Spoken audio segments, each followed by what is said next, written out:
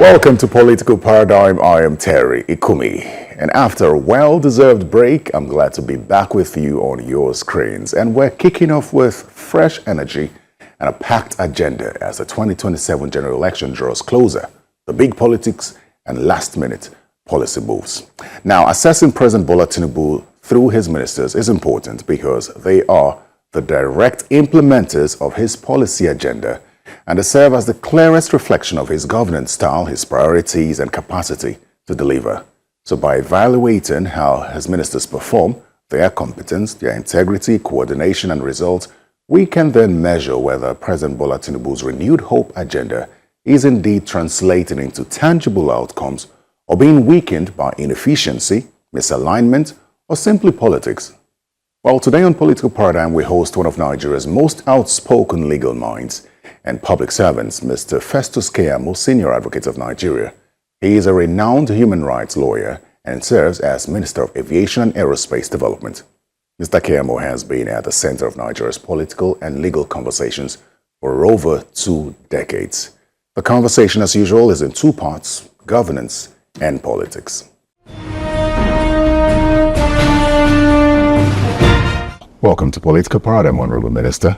Thank you for inviting me today. It's nice to see you again. As we speak like once a year now. Yes. And it's good. I like it because we get to assess your performance every year. Thank you for sitting with us. Absolutely. It's been almost, I think you're like a few weeks away from 3 years in office. Correct. And it would be good to start this conversation by finding out from you how it has been.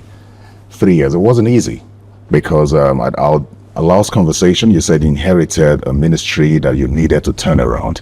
And we all know the concerns around aviation in Nigeria, especially with the former minister, with all the irregularities around the sector. So how has it been for you? Also considering that when you took office, a lot of people questioned if you were a round peg in a round hole or not. How has it been for you in 3 years?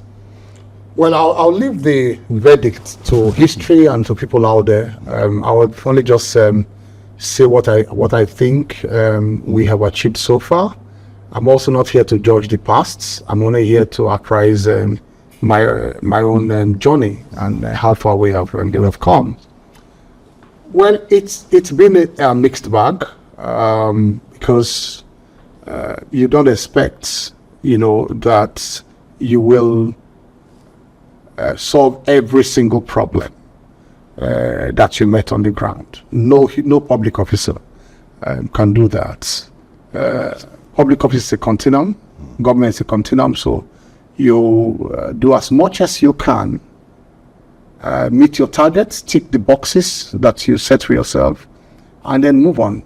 And the last time we checked, we have ticked all the boxes. And I say that with all sense of humility and then with all sense of modesty. We set a 5-point agenda for ourselves, and we have ticked all the boxes as on today. I think we could go through those 5 points before I go into some of the concerns in the aviation industry. Right. When we came in, based on the directive of Mr. President, based on his mandate, we set some agenda for ourselves. And then we try to bring everything together under a 5-point agenda. And the first one was that we said we're going to modernize infrastructure. Modernizing infrastructure would normally, be the physical infrastructure you see at the airport, and those ones you don't see, which is navigational equipment. Those are the infrastructure you use at the airports. We also said we're going to emphasize on safety.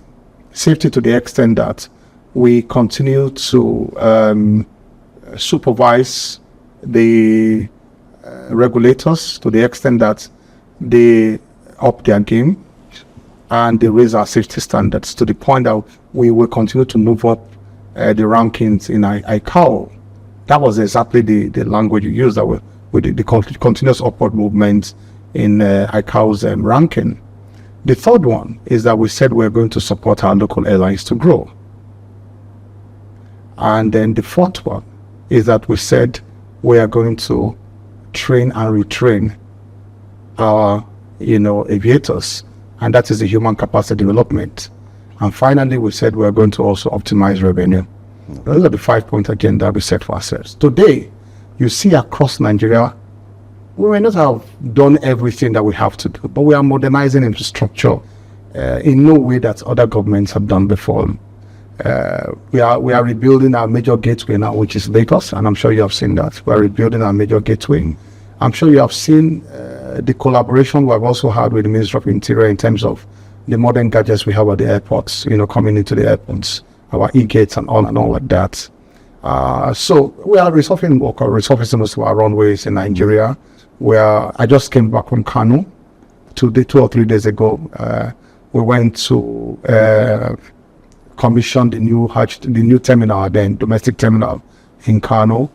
We are also privatizing. We are doing PPPs in respect of most of our airports now, in order to bring in private participation, in order to upgrade them.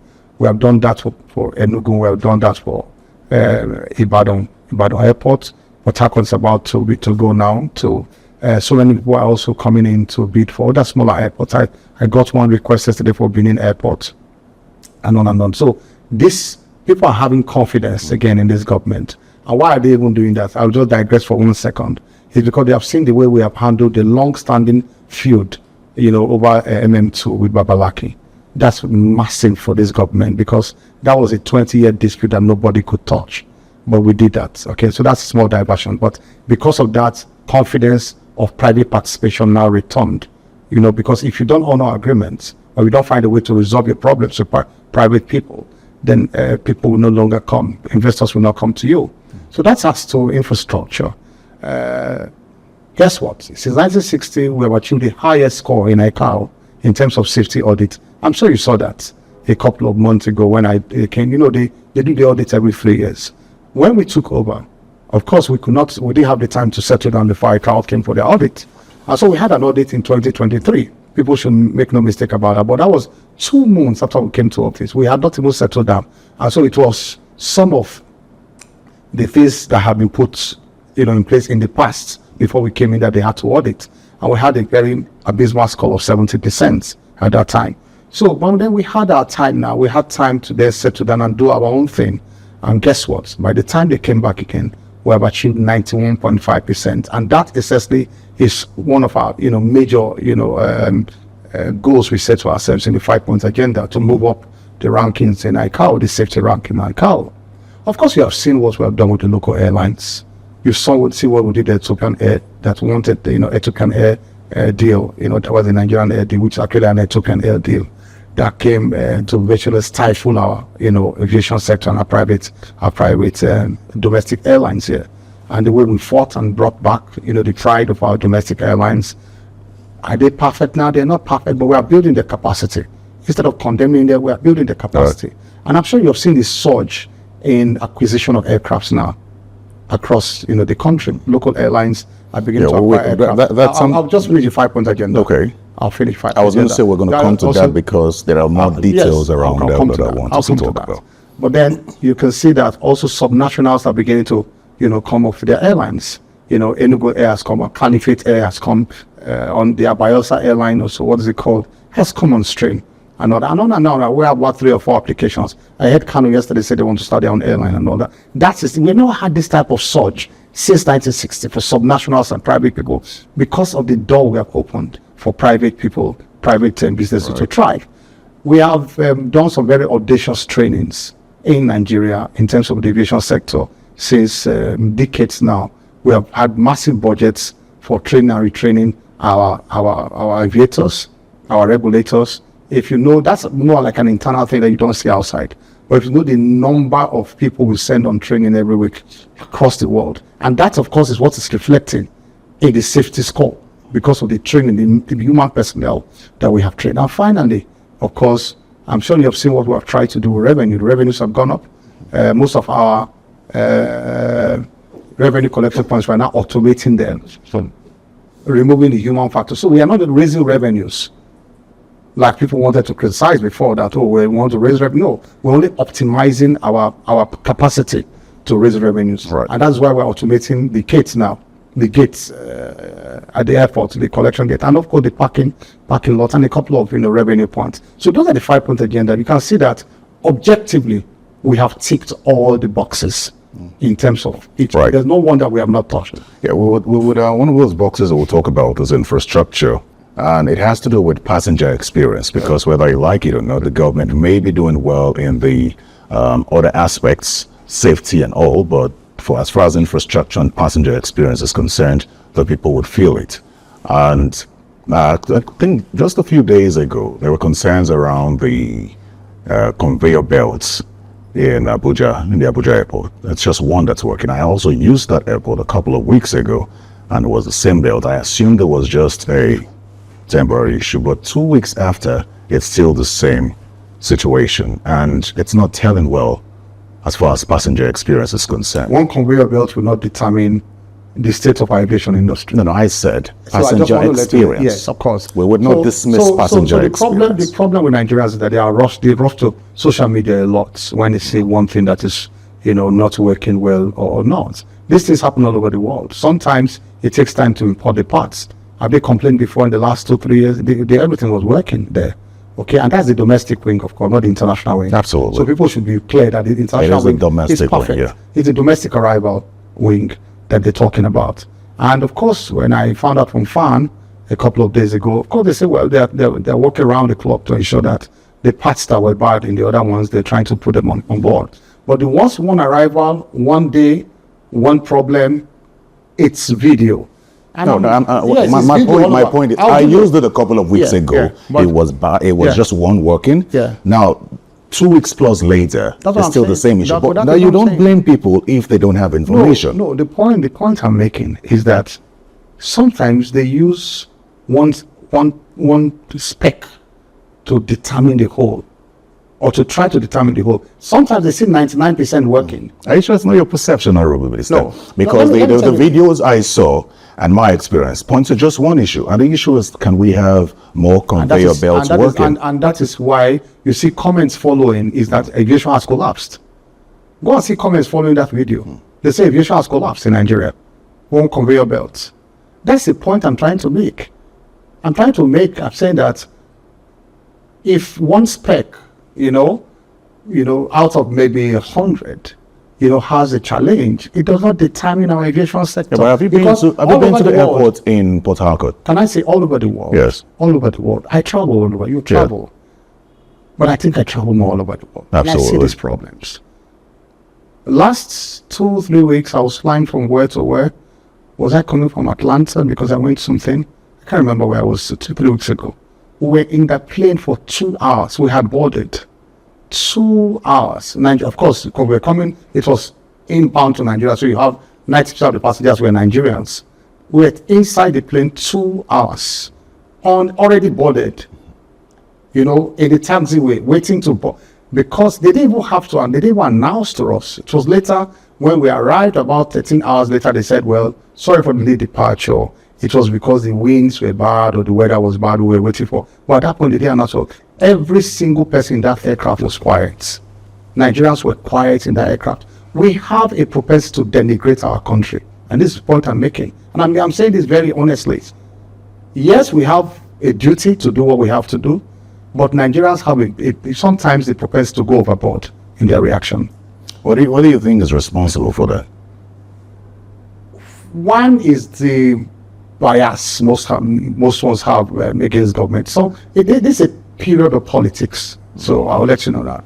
So some of this noise they go up when elections are around the corner. Sometimes when things are working as they should do, and we don't expect any praise. I say that very honestly. They don't creep out of their holes. They just keep quiet. They don't even say a word of encouragement. Okay? It's what we ought to do. So, Well, it could be communication. Like this conveyor belt issue. I'm only saying a word of encouragement. To say, okay, well, you guys, pat on the back, kudos, you're doing well. Well, you don't think But it's communication failure on the part of government? It's not communication failure. You just told me that the conveyor belt issue is because there are parts that are yet to fly. Yeah, so I didn't know that. There are Nigerians who did not know so that. we should announce it. You should let people know. As they are arriving. Oh, you should. Do they announce? I'm saying that do they arrive with announce in other countries? It's been like three. that? It's been 3 weeks I'm of only the saying same that situation at the least. same thing that exists on both sides. Yes. you will see different reactions. That's the point I'm making. I completely understand, Honorable Minister, but I'm always going to emphasize the importance of government speaking to the people. The moment you speak, they abuse you too. That doesn't mean you stop. And so that's the point I'm making. Let's go into something else. The last time we had this conversation, one of your concerns was power in the airports, the cost of running diesel. Have you been able to address that? Because I think you mentioned about it. Yeah, we are migrating to gas. In line with the president's directive that we should make more use of gas in the country now. Some of those problems we had before with diesel, they were long-standing contracts that we inherited. We came and inherited contracts already signed by the previous government, giving people the right to run, generate power, the IPP model. They were using Abuja, for instance, and they already signed, I think it's 7 or 8 years contracts to some of those foreign companies to provide constant power, backup power with diesel, right? So we're paying so much for that. But now, gas is cheaper and more effective. So as I speak with you, we have addressed that. The contracts are just running out now, and we are migrating to gas, both in Lagos and Abuja and the bigger airport. What is your plan for airport like Port Harcourt? We have concession rates. You have concession? Yes. How many airports have been concessioned so far? Enugu is gone, Port Harcourt is gone. And there's a guarantee that it won't go the way of the Lagos airport. I'm not Jesus Christ to look at the future. We have done our best. So when we talk about the federal government support for private airlines, I know about the Cape Town Convention. It's almost a year and a half since that was signed. Are airlines accessing financing already? Or how soon will is that? Absolutely. But how is that supposed to play out on passenger fares, flight fares? That's the competition you see now. I told people to just be patient. How soon do you think that? It has started. I told people to just be patient. During the last Christmas, it went up to how much? 400, 500,000. Remember? How much is it now? Lagos, Abuja. How much? It will continue to come down. You know how much is it? It's 100 and something thousand now. Still expensive, don't you think? I mean, but it came down. When we say Nigerian states, they just want to rake up the negative all the time. The competition has started. I will not say things on camera that we know is going on behind the scene. But the first competition, that's what we said. I said the only thing to drive down prices is competition. It's competition. No, how about the A1 fuel situation? It's come down to normal. Almost is open now. So it's back to normal. So we are good. We're in a good place now. The policies are coming together so beautifully at the right time. And we expect more competition to be more, the price to be more competitive as time goes on, and all so on and so forth. But we are monitoring the developments. More airlines are coming on board. Indigenous. We always said it is indigenous. Like I said, Enugu Air has come, Caliphate is about to come, other private airlines are coming on board. I do the applications every week on my table. Application to import aircraft. I've granted so many in the last few months, applications, and the aircraft are coming in. We launched, United recently, you remember? They brought in Boeing 737, two Boeing 737 from, Southwest Airlines in America. Southwest Airlines, they wanted to dispose about 15 of their aircraft, about 32 or so, 30 something or so. And I think 11 of it were bound for Nigeria. Southwest Airlines in America. About 11 or 12 of those 737s were bound for Nigeria. That is the type of confidence we have brought back to this system. You forget to mention that because of that, the African Development Bank appointed us as the champion of that $7 billion integrated African, program, transformation program in Africa.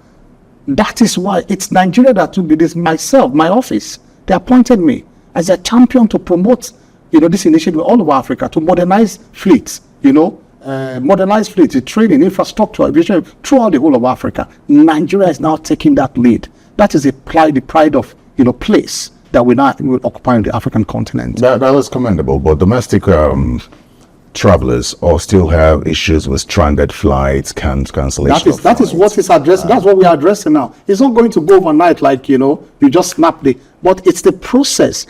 And, I don't want to drag myself all over the place. And that is what we are telling the opposition. We're going to come to politics. I say elections are coming close. Where have we put the right in this in place? Are we on the right trajectory? You can't get up to say that you expect that in 1 year. All the problems that piled up in the last 50 or 60 years, we solved it. The question we must ask is that, are we on the right trajectory? It's only invidious, very disingenuous for anybody to get up to say you have not solved all the problems. When they pushed one of the presidential candidates, pushed him to the wall recently, he admitted that he knows that in 3 years you can't solve the power problem. And they're using that same thing to campaign against President Bola Ahmed Tinubu. It's very disingenuous. But the point really is that we are on the right trajectory. And I will stand on that all the time to say this government has done some of the most audacious things that no government in the past has ever done. And I'm very proud. Great. Well, I repeat it, I emphasize. I'm very proud to be part of this team. Great. We'll come to politics. But for now, let me ask you about this national carrier. Is the government still maintaining its stance on not owning a national carrier? Not funding. Not funding. But people must know the difference. There's owning and funding. They are two different things. Understand? Yes, so we are not funding, but we can own. We can co-own. We can, in terms of the franchise, we own the franchise. Tomorrow, if you come and bring investors to me. Are you receiving? Take this suit off and get off. I said, your mama, I'll take it off channels. Come on. Bring investors. You are in the business. Are you receiving offers? Are you receiving offers for a national carrier? Investors are talking with us here and there. We have not fine-tuned the right model so far. But in the meantime, we are pushing ahead with other initiatives of an aircraft leasing company to help our domestic, operators.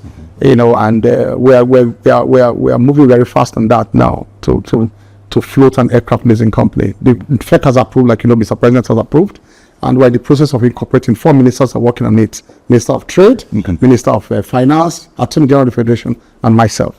The team, as I speak with you, they're with the Boeing team in the ICROC right now.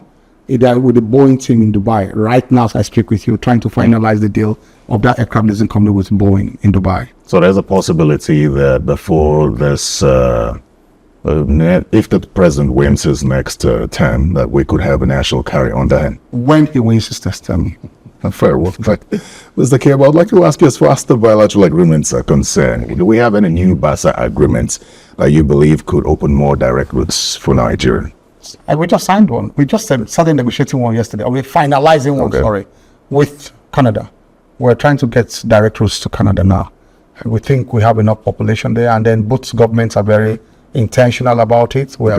I was with the Canadian ambassador. I'm sure you've seen the news all over this morning. He was in my office as the Canadian charged their affair. They charged their affair. He was in my office yesterday, and we're putting final touches to that to start direct flights to Canada. It's same thing with Belgium, same thing with a couple of other countries. But these are the key ones, especially Canada, that Nigerians are very interested in now. Since we're talking about the international community, I'm sure you've received quite a number of complaints from Nigerians in regard to how the treatment from international airlines, especially African airlines. I don't know how the government is responding to that. Well, we have our consumer protection department. We call them out. They pay fines. They've been paying fines, And if you look very well at what NCA publishes, you will see their record, there every week. They call them to order. I'm sure you saw the problem with Morocco Air with NCA just this week, and the response. I just got a letter now from I think my counterpart in Morocco this morning on this issue, and we're setting up a committee to look at it. So we're very active in that regard, but it will not also stop these things from happening. It happens all over the world. Baggages they miss in other parts of the world and all. But like I said, I think it's more about the attitude or the responses Nigerians get. It's understandable. Well, like I said, we are paying that. If we see the record of fines that airlines have paid, sanctions have been imposed, it's there. The records are there in the Consumer Protection Department of the NCA. Great. I think we can talk about politics now, because I know you are a lot of people forget that besides being the Minister of Aviation, that you're strong with Delta politics and of course national politics. So let me begin and ask you how the APC is faring in Delta State. You were there a couple of days ago and some violence broke out there, and it was an APC gathering. It's suggestive that there's some chaos in the APC in Delta State since the defection of the governor and former Governor Okowa from the PDP to the APC. Some say they've taken over the structures and are not accommodating other people. What exactly is happening with the APC in Delta State? Well, that's a blatant lie, because I was there. A couple of my aides, were there. It went peacefully. There was no problem. It was when we finished the gathering that some bars around the area, not even at the venue, not inside the hall, some, drinking spots around the area. There are two factions, two rival factions. This is like equal war, between two groups of boys. And it happens all over, everywhere, They started fighting among themselves over issues. APC members? Oh yes, I agree. They're APC members. But it's not regarding the structure of the party. It's not regarding the governance structure of the party. It's not regarding power tussle. It's a local problem from Ugeli South, particularly Ugeli South, regarding two, rival groups in Ugeli South. And that is spilled over. It started 2 weeks ago in their own locality, and they carried it over to. I hosted, because we hosted in PTR. I'm from Uwe, I'm from Efro, and so I hosted the meeting of all the gladiators. And if you had been there, you would have known that we have locked down Delta. All the gladiators were there from Delta Central and all that. So, but of course, opposition has a way to overblow such incident. But there was absolutely no problem in that. But we are good. But this whole issue about Delta, the governor came in and all that. I will tell you this: of all the governors that defected, I'm sorry, let me beat my chest. My governor, Governor Sheriff Bororo, was the most accommodating, the most friendly, the most open-handed. I have never seen such a thing before. And we're talking about numbers here. Of the 25 local government chairmen, we went to primary congresses. I'm talking of chairmen of the local governments, APC chairmen. Of the 25, do you know how many came from the old APC? 12. I'll count them with my fingers. 12 came from the old APC. It didn't happen in every part of the country. And 13 went to the new PDP. That's the kind of... And it was not done deliberately. It was just a matter of... He just left us. When we met in Asaba, early before the Congress, he just said, go back to your locality and then let it be solved locally. He didn't impose anybody. He didn't interfere. And so we had 12. The ESCO itself, the state ESCO, publicity secretary came back, Delta Central chairman came back. A couple of those in the ESCO state working committee were retained that he met on the ground, and so on and so forth. And so too, in terms of the other structures in the state, it was so well accommodating. Anybody you hear making noise, and I'm saying that from the deepest part, I'm being honest about this, and I'm saying this before the God who created me. It is those people who wanted to dominate and take over everything that are complaining. It's those people that wanted to impose themselves. Those people who think that politics is about 100% takeover, that did not want to. For example, there's a particular leader who they said, go and sit down in your locality and share structures. He said no. That they must give you. I'm not talking about. I'm talking about anybody here. I'm not mentioning names here. Because he was an original APC member, and he is now left the party. Am I not an original APC member? Well, he's left the party. Hold on. Yes. We from the APC in Delta. Okay. They were all the PDP. Myself, Honorable Tegame, were the first aspirants for the office of the Senate. Remember when Senator Iwedodo died in 2013? And Otegame, we started the APC in Delta as the two leaders. Because we contested for the office of Senate. No, but none of these people were there then. But when I lost that Senate seat, ticket too, did I leave the party? And where am I today? I'm minister. I continue to work for the party. So, we're not here to discuss those inconsequential issues. The results will tell. He was on the same page, it would seem at the time, and suddenly things went wrong and he left the party. Isn't that a loss for your party to lose a former deputy Senate president? I'm not here to talk about people. I'm talking about your party. I am not ready to talk about people. Your party, not the person. I'm not here to talk about people. It's not worth it. What's not worth it? It's not worth it to talk about. It's not worth it to talk about people. So you're sounding as though your party doesn't care who stays or leaves. It's not worth it in this context. Who wants to leave should leave. We have done the best to unite the party. I here can tell you the state of the party before the governor came in. Remember, I was a sitting minister in 2022, the last Congress and for this Congress. You remember? Yes, but will it surprise you to know that I was not aware when the ESCO in my ward was formed as a leader, as a sitting minister, not just a leader by mouth, a minister, a federal minister. I did not know how my ward ESCO was from. And you were surprised why we lost in 2022. So it's okay. That's why I say it's not worth it.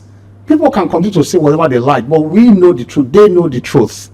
And I say it's not worth it. I'm not here to talk about individuals. God forbid. I would not. You keep saying individuals. I'm talking about the party, because the question to you was more about the unity. The party is together. We put the party together, and we're on the right path. And I will not answer anything beyond that. It's not worth it. So when you say the party is on the right path, did the party make any effort towards reconciliation, or just felt that it was okay for people to leave if they wanted to? I'm not here to talk about that. I won't talk about that. Well, this is your state. This is your party. It's not worth it. It's not worth it. So let me ask you then, Governor Sheriff Oberewori has joined the AAPC, and as it is with other governors who moved, the question will always be the same. What's been the benefit of the people of Delta State since he joined the AAPC from the federal level? You can see that the governor has more friends now across the country in terms of the volume, the size of the party. We have 31 governors. Imagine if the governor had been an isolated opposition governor of the 31 governors.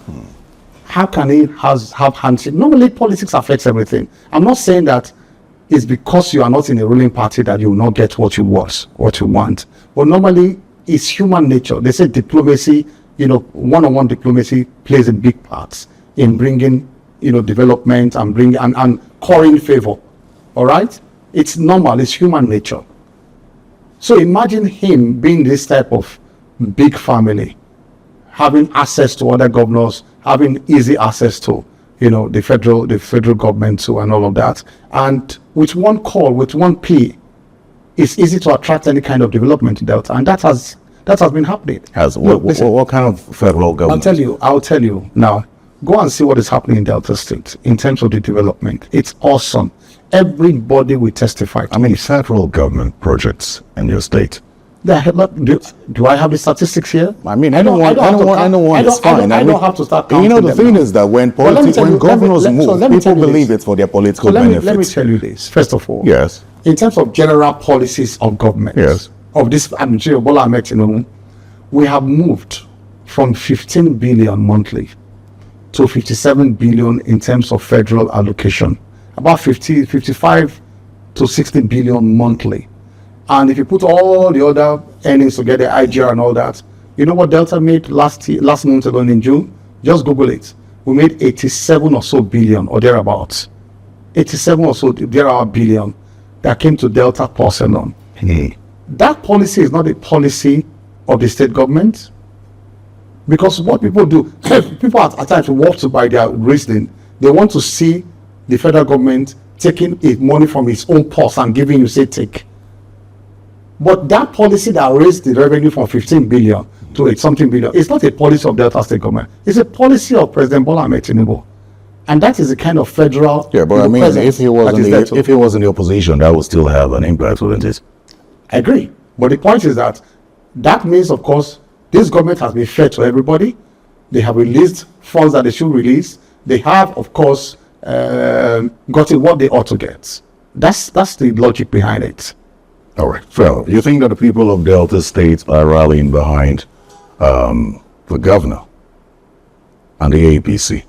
Because as far as we know, Delta has always been a PDP state. And I recall the interview with Mr. Peter Obi, where he said that all these governors and politicians running to join president in this party, are they running alone, or are the people going with them? The people go with structures. I hope you know that. Structures win elections, not noise, not vibes. Structures win elections. The governor moved with all elected local government chairmen. The governor moved with all the party structure. By my last count, and I want to be honest, I don't want to be just flippant. It was only one person, I don't want to mention his name, and the person had an appointment in PDP that refused to move with the governor. I'm talking of 99.999% of the structures moved with the governor. In other states, I'm sure you will see people, commissioners resigning. We saw it in one or two states, I don't want to mention them. They said they can't go with the governor. some 40% will go, 30% will remain, and back and forth. Delta was the only state that 99.99% moved to the governor. That tells the story. And then that structure, in addition to the APC that they came to meet, apart from one or two individuals that left the APC now. So you can imagine that structure that came in with the existing APC structure that is still largely together. Yeah. Like they say, look up, I say go. It's just a go. Where do you now place this conversation or this narrative that the structure is the people, not the politicians? Because all you've been mentioning are political structures. Those people, are they goats? Yeah, I mean, there are about over 3.3 million registered voters in Delta. But are they goats, those people that moved? Those are people that people voted for. Are you aware? Yeah, but I mean, I could vote for you. You could go, and I no longer like the party you've gone to. It doesn't take away. Yeah, but the point is that people voted for me. Absolutely.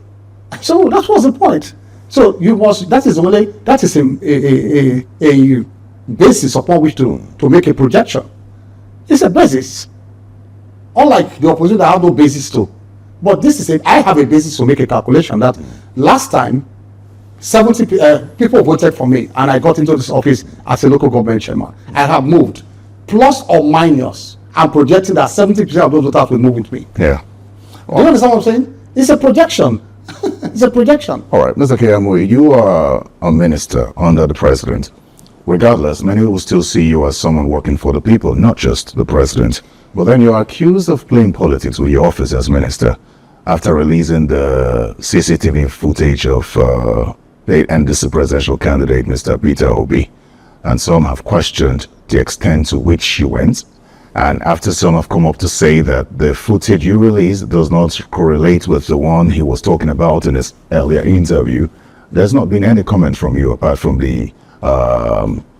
from your insistence that he should pay the fine and apologize. So I'll ask a rhetorical question. What triggered it? Or triggered what? They triggered the release of the video. You said, according to you, No, not according to me. No, according to you, you said he had granted at the interview. Correct. Where he made some claims. Correct. That he was harassed because of his being opposition leader at the airport. Absolutely. His tire was clamped and that they talked to the people said, who are you? That they were just looking down at him. Should I keep quiet as Minister of Education? Now you accuse my people at the airport of harassing you. I ask you, a rhetorical question. Keep your mind open and be fair. Don't forget that this is an opposition figure, not just a person walking on the street. And the measure of democracy all over the world is how you treat your opposition. Anytime the opposition talks, people forget that they hear the sound of opposition in Australia, in the United States, in South Africa. They hear it everywhere. That's why we hear of people like Odinga before. You think it's just local things within the UK, but we hear of Odinga here. In Tanzania, the other time, the president clamped everybody in jail and won the election. Remember? We heard this here in Nigeria. It happened in Tanzania. It resounded here. And on, all over the world. Once opposition speaks, you hear. And so it's not a small claim. When opposition cries out to say he is being harassed, should the government keep quiet at the head of that sector? I'm asking you. Be honest. Yeah.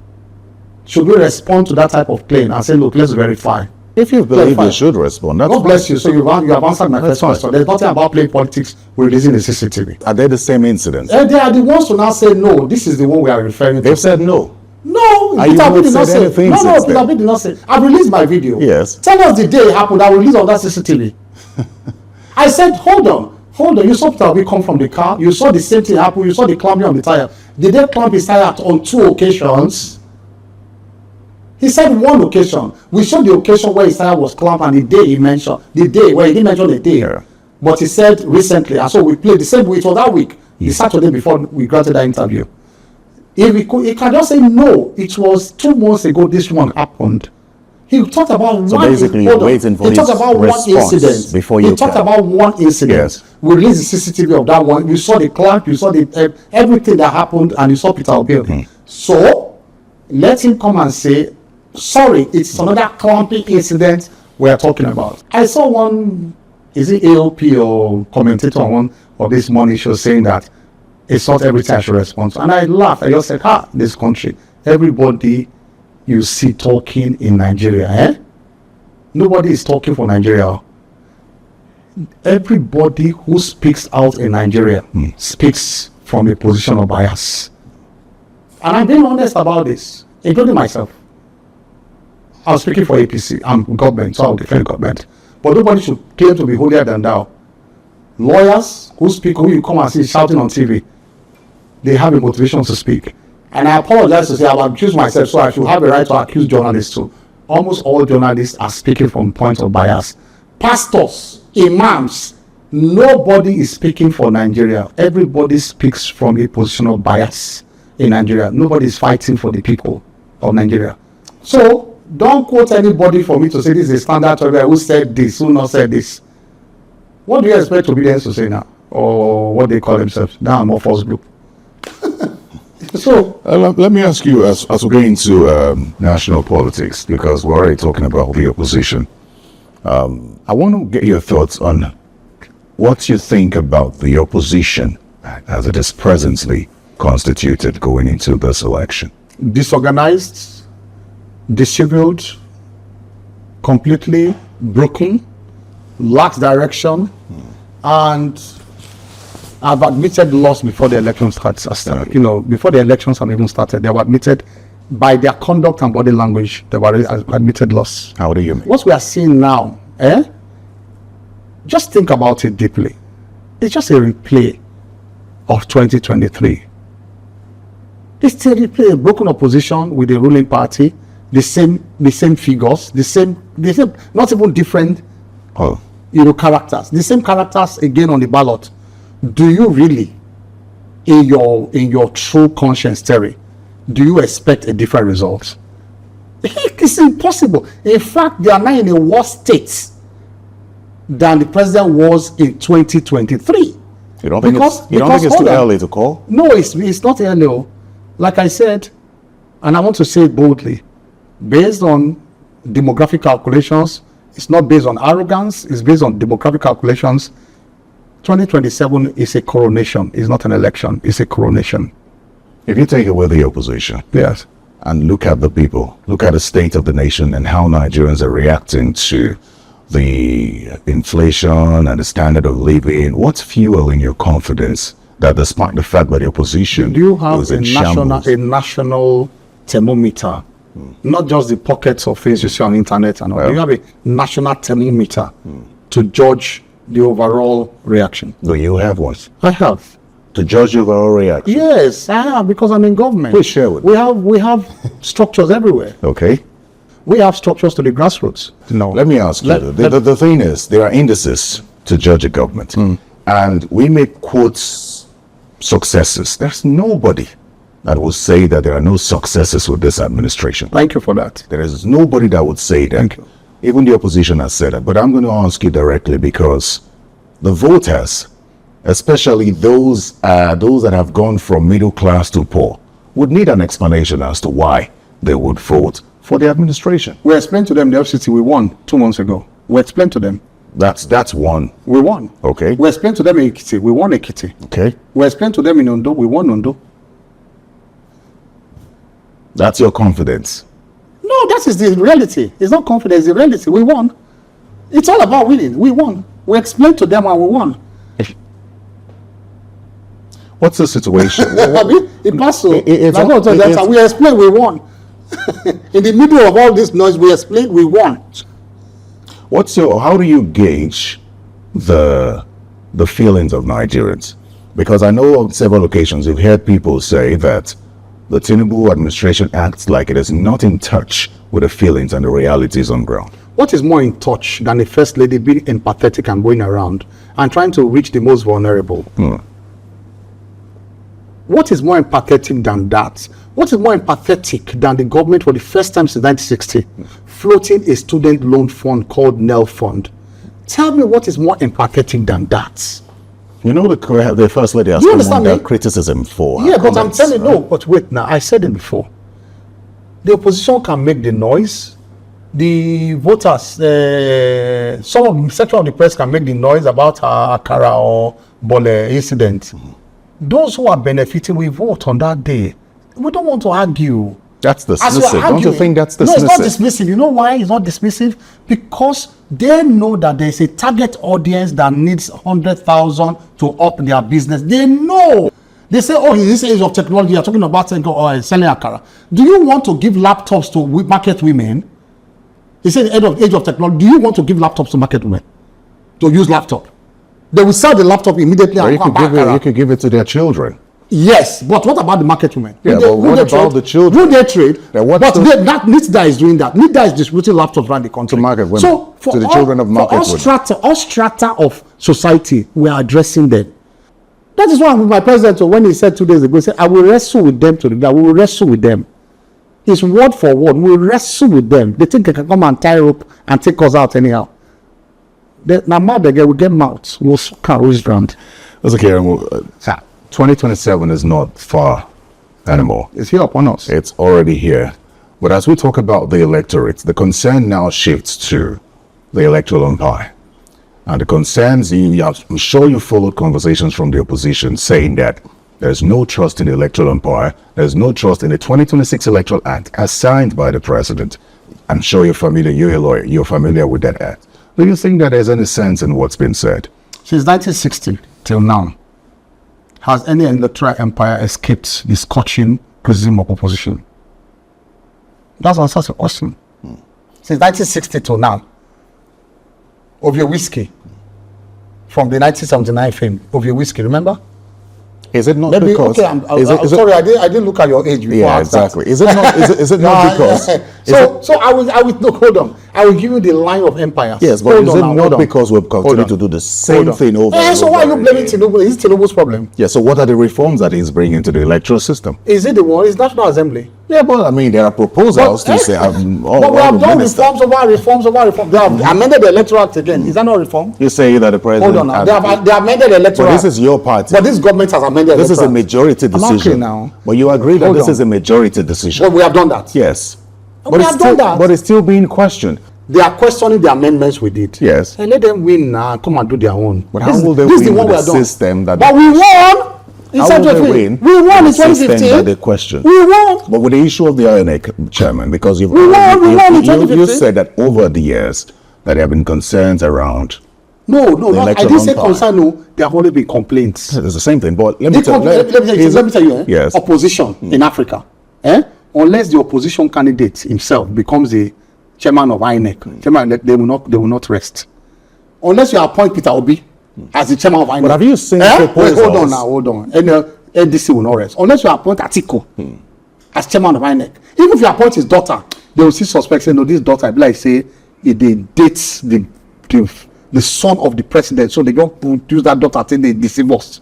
I'm telling you, they will not rest. You know, They will not rest. I'm being honest I think with the you. sincere conversation here is the proposal that we've seen from civil society organizations. That what? That the president should not appoint the electoral umpire, the chairman of the of INEC. Take it to public hearing. That we met a law on the ground.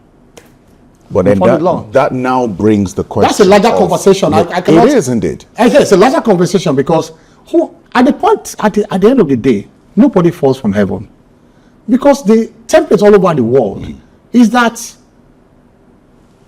there has been a suggestion that it is the National Judicial Council, the judiciary, that should appoint. So the judiciary appoints an INEC chairman, and the Chief Justice of Nigeria sits at the top of Nigeria Judicial Council. You now take a case of who she appoints to her the Supreme Court complaining. Is also there not conflict? Any way you look at it, there will be conflict. So you think the Do you understand system... me? You now say drag that same man that the Chief Justice appointed to the Supreme Court, and that's the appointee of the Chief Justice. And who appoints the Chief Justice? He can't fall from heaven. The president must confirm the But, Chief but Justice. judges are referred to the NJC. Yeah, but like in America, Yes. subject to confirmation by the president. That is the best democracy in the world, though. Let me get your thoughts as a lawyer. In recent times, there have been the judicial system has been questioned, and it's mainly because of some political judgments. How does that make you feel as a lawyer? mixed feeling, because I am also a member of the inner bar, so I don't like the judiciary to be casting that light. Oh. But you will see that, on the other hand, the opposition sometimes make a mountain out of a molehill. Sometimes, of course, you know that there's always corruption. There's corruption in the judiciary, I admit it. But in most cases, it's amplified when they don't have their way. That is the truth.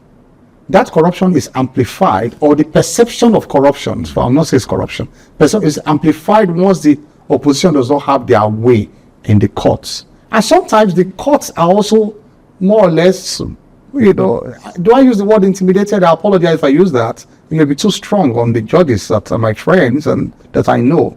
But sometimes they are more or less faced by that kind of opposition noise. Give an example. This is my personal opinion, sorry, not the opinion of the APC. Somebody comes from nowhere, hijacks a party, you are now struggling and wrestling the party with people who were there before. They have nothing to do with APC. APC did not tell you to go there. APC has no hand in telling you to go and hijack somebody's party. You now drag yourself to court, you are fighting in court. The court say, once the court say no, okay, it's not you now, it's this faction that will say, hey, APC, you are one party state. But the party is still there. They are not saying the party is just saying that the court is just saying that no, it is this group that is the authentic group. So it is only when David Mark is confirmed as the chairman of ADC now, I'm giving an example, that is when democracy is alive. The other person is not a Nigerian to be confirmed as chairman.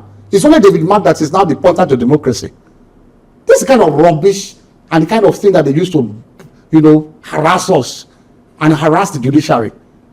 It's only when Atiku is on the ballot that there is democracy, right? It's only when Peter Obi and his NDC are on the ballot. Whereas there are questions about the registration, APC have no hand in it. They said they cut corners. There was all kinds of things have been there, and the matters were even in court before Obi went there. Before we came, we had nothing to do with us. Everything. If your wife has a miscarriage, is the president. It's Bola Tinubu and APC. If your son is sick, it's Bola Tinubu and the APC. If Argentina loses the World Cup, it's Bola Tinubu and the APC. It is the kind of perception, and it is fueled sometimes by the press. It's fueled by the play it up like that is the one. This crisis had nothing to do with the ruling party. But the problem, therefore, is that they say unless some people appear on the ballot, then there's no democracy. Well, we have 250 million Nigerians. It's very sad. But hey, it is indeed. What can I say? In 2022, when we had 2023, when we had our interview ahead of the election, I asked you to give a prediction, and you said that President Tinubu would win, and Obi would come a distant third or thereabout. That wasn't the case, but let me ask that the distant third wasn't a thing because it was a close margin. So I'm going to ask you. 3 million. We're going to ask you. No, it's not 3 million. I'm going to ask it's you not close, to give a prediction ahead of the 2027 election. Like I said, I've been back-to-back spokesperson for 2 major presidents. All right, both for Buhari and Asiwaju. And just allow me the modesty to thump my chest a bit. I've never lost an election speaking for the president. And so because of that, I understand the demography of this country very well. If you ask me now, because their candidates have emerged, so let's begin to mention names. Where will Obi votes come from? I'm wrapping around my head and say, where will the votes come from? I can't see where Peter Obi's votes come from. Not Southeast? No, that's why. No, to win an election, that's what I mean by that statement. Well, he's teamed up with Kwankwaso. You consider Kwankwaso a strong candidate in 2023. Even if you had his Kwankwaso's votes, like assuming that kind of mathematics work, which does not work, I'll come to that. If you even add the votes of Kwankwaso in 2023 to that of we just add it still does not add up to what Asiwaju got. It still does not add up. To even go by that very basic calculation. But that is even not the case. Peter Obi ran, whether you like it or not. He ran on the platform of Yes Daddy, which is Christian sentiment, and the Igbo sentiment. These people who call this amorphous group call themselves Obedient. There's no group like Obedient. It's just some noisemakers on TikTok and social media. They are claiming the They are claiming the credit of what the Christians did to them, did for them in 2023 and the Igbo votes. They are not, there's nothing like, there's no political group obedient. Hold on, let me finish the analysis because you asked me a question. I want to flow. Those factors upon which I will be around in 2023, they're all gone now. Because first of all, the fear of Christianity, because they were, of all the major candidates, he was the only Christian candidate. So you had Atiku, you have Kwankwaso, you have Chiwaju, then all Muslims. So that was all the Christians, because of the fear, the normal fear of marginalization and all that. But all that, as I speak with you, if anybody is still talking about Muslim ticket now, today, it's only the press just trying to play it up. In the minds of Nigerians, it has disappeared because that fear no longer exists. In fact, I'll give you an example. Someone went to petition to the president that one of our agencies that were appointed directors and all that they were Christians. There were the majority of Christians there. And so they were petitioning. So when they came to complain, I said, allow them. I said, that's a campaign point. It's a campaign point that everyone who appointed only Christians in the majority Christians in an agency. I said, people say, okay, the president will be angry. I said, no, it's a campaign point. Let them go and report to the president. That's to tell you how totally, the president is removed from politics of religion and all of that. And I'm sure you see the wife and the global recognition she has as one of the best, pastors and all that. The global recognition she got and all that. So that issue is dead. And so he can no longer sway those issues of Christian votes and all that again. We have also made incursions into the south. Look at the people who have come into the Enugu governor has come in and all the gains we have made in the southeast recently. And so we will not win, we may not win, but we will have significant rise in figures. So the point I'm making is that our fortunes are better than even these two individuals, Atiku and Atiku. The structure upon which he ran, which is the PDP, it disappeared. He left the PDP with no governor. All the governors are giving that 6 points, so that took him to second. That gave me 6.7 million votes. All those governors, where are they? Because the governors are the structure of the party. The governors are all now with Asiwaju. Do you realize that all the governors that fought for Atiku, all, except Bala Mohammed, and even Asheyi did not fight for him there, or your governor. So that was the presidential candidate himself. So only Bala Mohammed is even left. He's not in the party with him. Okay, so there's no governor, nobody with him. All those people are with the president. They're in APC. Do you need a soothsayer to tell you that 2027 is a coronation? It's not an election. It's a coronation.